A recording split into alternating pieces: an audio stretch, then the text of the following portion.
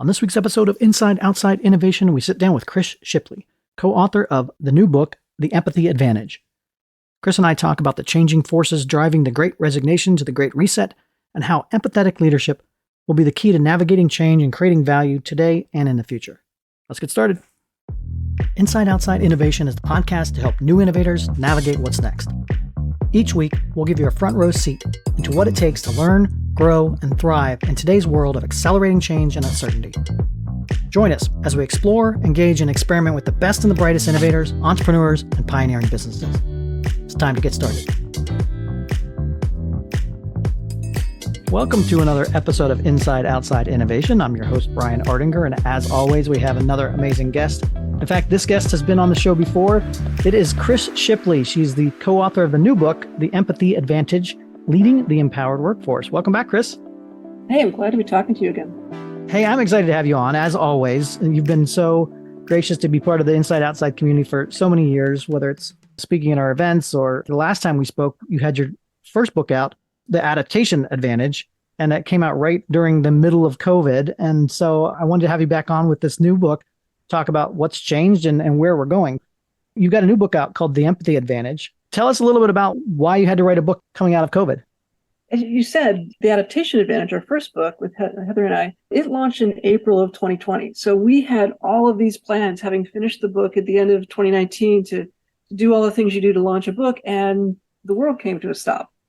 We had to adapt ourselves to really get that book out into the world. But what we recognized, or what happened, is it kind of became this accidental guide to leading through the pandemic because everybody was adapting. We continued to read and write and work on understanding what was happening and changing in the workplace during the pandemic. What became really, really clear is that the pandemic didn't cause this disruption. It felt very disrupting, but it amplified, it put a lens on what had been happening for a long time. So, for example, the idea of the Great Resignation that really took hold about a year ago, people started talking about it. Well, that's been going on since about 2009. The pandemic kind of created, again, a lens to see it maybe more clearly. It wasn't a new idea. And so what we realized is that the amplifying effect of the pandemic combined with a workforce that was sent home, given a lot of autonomy, a lot of agency in how they would do their jobs, they're not going to come back into an office place and say, oh, all of that stuff, that trust you had in me, never mind, micromanage me again, I'll be fine with that. A new kind of leadership is required to move people sort of back into a mainstream new frame of work that really embraces the way in which these workers are more empowered, they have more autonomy and agency. And we think that the bottom line is it's a change in leadership that centers on empathy. I wrote a book. I started writing it right before the pandemic, and this idea of disruption and changes are coming and how do you start preparing for it? And then COVID hits and it made it real, obviously for everybody, in a way that talking about it and seeing it hitting in different industries might not have. But nowadays we're coming back into the place where, so we've had a couple of years of practice, so to speak, to how do we become adaptive in that. But it still seems like there's a lot of folks getting it wrong or trying to go back to the old way in that. So what are you seeing when it comes to this natural pull to try to go back to quote unquote normal? We're never going to go back to normal. And I don't think really we ever do go back to a normal, right? There's a new normal and it exists for now. And then tomorrow it'll be another normal.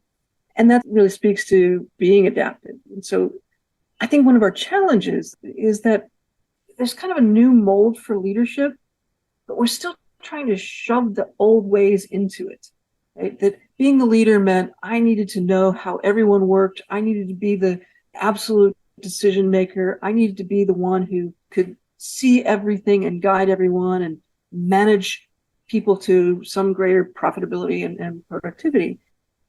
That just doesn't fit in the mold now.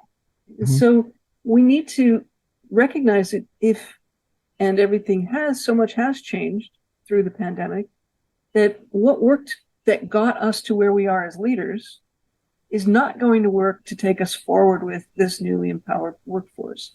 And so being able to, as a leader, say, you know what, I don't know, but let's find out. Let's learn together. Let's work together to find this new way.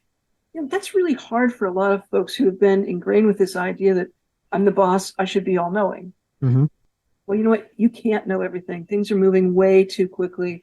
There's too much. No one holds all the knowledge to get to get work done today. And so creating an environment of collaboration rather than an environment of competition means that people can come together and problem find and problem solve in a way that you as a leader become more of a conductor, of a coach, of a mentor that empowers and enables workers rather than commands and controls them. And that's a great point. I was working with a company early in the pandemic, and they were talking about, well, how do we adapt to this new hybrid approach? And one of the leaders was like, it's not really our core people that are having to adapt much. It's us as managers that have to learn how to manage differently and look at how do we create productivity and guidance and everything around that and communication with our people, because they seem to be adapting fine as far as getting the work done. It's us as managers that are having the challenge or trying to adapt on how do we manage differently. Yeah, I was reading recently in a piece that a large percentage of managers think that they need to closely manage their hybrid workers, that will make their workers more productive, increase performance, increase profitability. And the data doesn't support that. The data supports giving people clear direction, pushing decision making through the organization across your team, being very clear on desired outcomes actually produces the kind of performance that you're looking for. And in fact, the more there is a sense of oversight and keyboard tracking and all of you must be sitting at a desk in this workspace between these hours, that actually tempers performance. It becomes a bone of contention, frankly, with workers who like, you trusted me a couple of years ago when we all got sent home to figure this thing out. Why are you not trusting me now? So back to the book, what does an empowered workforce look like? And maybe what's the mindset of an empowered workforce? Enforced by or in a reckoning that came because of the pandemic, which was for many families was an existential crisis, right? How are we going to get by? Our work has changed. Maybe our income has changed. We've lost family members. We're homeschooling our children. All of the things that we all know, we all wrestled with.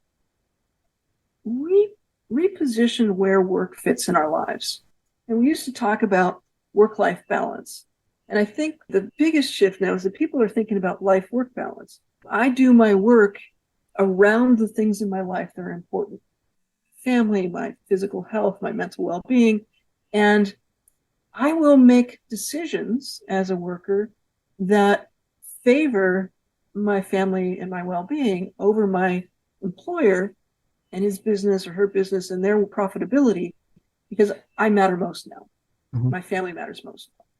And so that worker, combined with labor shortages and all sorts of other issues, are just having to say, it's not worth it. It's not worth it for me to sacrifice my personal time, my family, my health to work in many cases in an environment where I feel I'm not being paid appropriately, in conditions that aren't conducive to health and well-being. Pick any number of factors. That evaluation is happening in the minds of workers, and they recognizing that they now have the power to say no. They have the power to leave that work and to go find some job somewhere else that's going to help them be in the right place in their priorities. And you talk about this in the book, but it's a movement towards employees and people in general wanting to have more impact. They've realized that things can have a major impact on their own lives, but this movement towards how do I have an impact in the work that I do? And I have a choice now to be able to make those. From a company perspective, you got to make sure that employees really understand the mission and align that as well, because impact seems to be driving a person's commitment to the organization versus almost anything else. It would be easy to say, damn these empowered workers, and they want to fulfill their purpose and be cynical about it. The truth is that's your greatest secret weapon. If I can tap somebody's, their passion for whatever they want their impact to be, that becomes an intrinsic motivator. I no longer have to, cajole my workers to work a little bit longer or provide incentive to work on a different project. I put them behind the thing that they most want to do, and they outperform. I think if you can, as a leader, make the shift from they work for me to I work for them, I figure out how to tap that power that's within them to be their best self and to do their best work. That's a win for the company. That's a win for my leadership. Well, and the environment is such now that maybe it used to be in the past where you had to pull your talent from a local base. You may not find everybody in your local base that aligned to what you were trying to build or the impact you're trying to have. But now you have access to a global workforce that's been trained on working remotely or otherwise. And so you almost have an advantage to being able to find those tribes of people that, resonate with what you're trying to build and have an opportunity to find different talent or cultivate different talent than you had in the past as well. I think that's absolutely right. So you've got a global workforce, so it's both harder and easier sometimes to navigate. Mm-hmm. But you've got a lot of other options. Now, so do your employees, right? They have lots of other places they can turn. And so really taking that time to hire well and to engage with your current workforce to understand, do we have alignment of purpose? And recognizing that that's magic. And when there's not, then your job as a leader is to help those people find a place where they can be more purposeful so that you can focus back to the mission of your own organization. And it's tough, much harder in many ways to be that coach and conductor than it is to be a command and control leader, because I've got absolute authority, do as I say, and I can go home and have my steak for dinner and be happy that I was a good leader today. To think, here we are in a hybrid situation, and I want people to come into the office, but not to come into the office to do the same work they could do from home without the commute, without the hassle of getting ready for work every day. What's that experience going to be like? I could, in the past, just call a meeting and expect everyone to show up in a conference room. Mm-hmm. Now I have to really think about what's that meeting's purpose and how do we get everyone to prepare and to understand our goals so that when we do come together to think together, it's actually to a specific purpose and not just, wouldn't it be nice to see everybody around the same conference room again? That's a much more deliberate piece of leadership than we ought to have a meeting so that everyone can round robin about, what's on their to-do list today. One of the things I like about the book, you talk about the superpowers that the new management / companies need to have as far as if you're going to be a good leader, what are some of those superpowers that you need to start embracing? Vulnerability of not knowing and awareness and candor. I don't know if you want to speak to some of the superpowers that people should be cultivating when it comes to leading in this new world. It all boils down to one, I think, which is be human. When we can connect with people in our humanity, when we can recognize that the people who work for us are complex, messy human beings, and we are complex, messy human beings, and we can lead with empathy to understand that, then the powers that it comes from transparency, from vulnerability, from honesty and candor, those kind of flow naturally. When I think about superpowers, it's really how do we give ourselves as leaders permission to be fully human and to engage with the people who work for us in a fully human way. What do you think the costs are if you ignore this shift? You're going to be constantly trying to hire people and train people and hire people and train people. You put yourself in that revolving door of building workforce rather than being in a place where you're building the capacity of the people who are coming to work for you. Do you want to spend your leadership time as a hiring manager trying to fill the position for someone who was not well aligned and for whom you did not well care? Or do you want to open up yourself to the risk, be a little bit vulnerable about your own humanity and their humanity, and make those adaptations as you need to in order to really empower people to do good work? So you've had a chance to work out in Silicon Valley and other places now. Who's getting it right now? Are you seeing any shining examples of folks that seem to be getting this more right than others?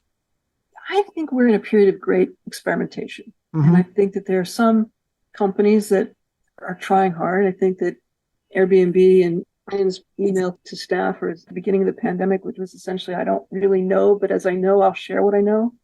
It's hard to be the person at the vanguard to say, I have no idea where this is going, but hey, follow me anyway. You can get people to follow if you are open and candid about that. I think so many challenges that leaders had during the pandemic were, I don't know, so I'm going to wait until I know, rather than to say, okay, today we're going to act on this bit of information that we have. And when that information changes, here's how we'll make decisions again. Kind of that framework rather than absolute decisions. Here's the framework that we're going to use to make decisions. You kind of mitigated as much uncertainty as possible. I may not know how things are going to work, but I know how I'm going to make decisions around new information, new knowledge.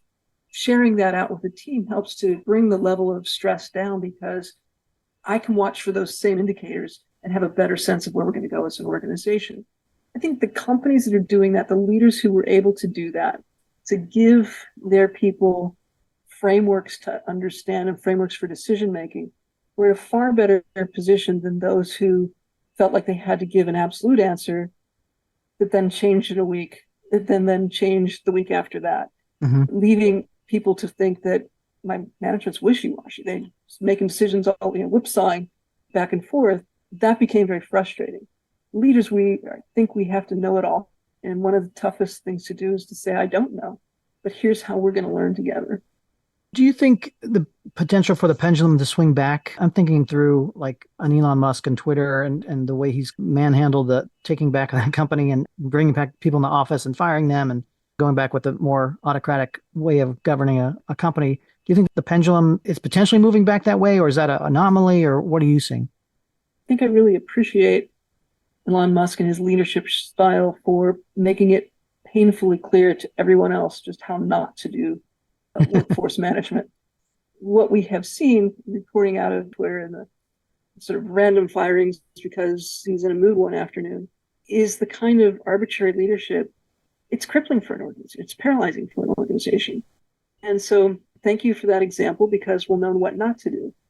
The challenge here is that, and we've talked about this before, change is happening so quickly that you just don't know. And so I don't know where you have a choice but to be vulnerable about that lack of knowing. Heather and I talk about this at all. Are we wrong? Is there some other way to lead that looks like the models that we all grew up with? And they keep coming back to no. The only way to lead now is with a heavy dose of human empathy because we're all in this together. And it is a grand experiment. And some companies are going to work their way through it more quickly. Others are going to really struggle. But I think, again, with an empowered workforce, workers will navigate to the experiments that are working. Let's say I'm a manager or a leader in an organization and I'm struggling with this new world. Are there resources or hints or tips that I can implement tomorrow that would help me figure this out a little bit faster or more effectively? Well, by next Wednesday, there will be this new book on the market called The Empathy Advantage. I think that's a good place to start, of course. I guess I would start with your people. What do your people need? Even over the years, as I didn't make tough decisions or have difficult conversations, what became the most motivating factor for me in doing hard things was recognizing that the people that I lead really do know the answers, and they're waiting for me to do the right thing. Recognizing that you don't lead alone, you lead among a group of people who you have entrusted with your business in some fashion. And the kinds of conversations that tap into their knowledge and their insight about themselves, about you and your organization is extraordinarily valuable. I think that ability to, again, put aside the I need to know it all and go speak to your people. What do they need? What are they seeing? That, I think, is probably the best first step for any leader.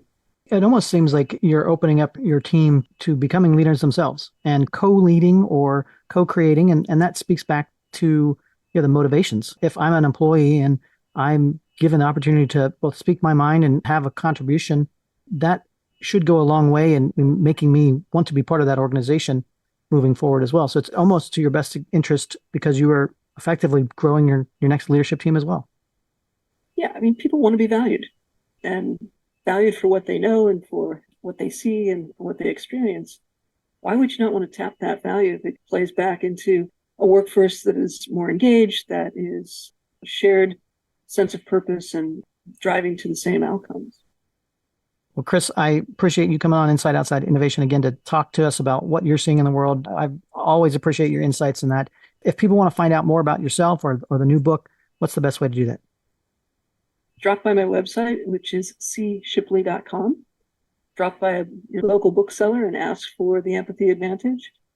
I think those are both good places to start, but I would say also just listen to your podcast. I think you deliver great value to your readers, and I'm happy to be part of it today. Well, thanks, Chris. I appreciate you being a friend and colleague of the changing world we're living in, and looking forward to having you back on the show soon. Thanks very much. That's it for another episode of Inside Outside Innovation. If you want to learn more about our team, our content, our services, check out insideoutside.io or follow us on Twitter at the IO Podcast or at Ardinger. Until next time, go out and innovate.